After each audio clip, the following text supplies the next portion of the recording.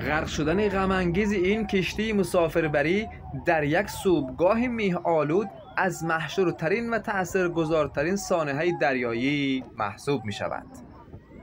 مرگبارترین حوادث غرق شدن کشتی ها در تاریخ سفر با کشتی در دوره های مختلف تاریخ به وقوع فاجعه مرگبار بیشماری منجر شده و خسارت های جبران ناپذیر نیز دارد.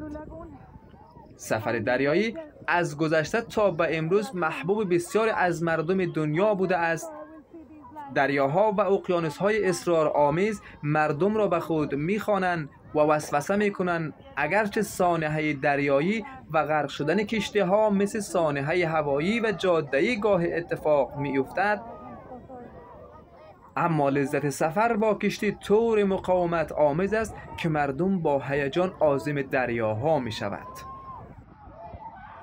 در اینجا با خانواده حقایق تلخ همراه شوید تا معروفترین کشتی‌های غرق شده جهان را به شما معرفی کنیم.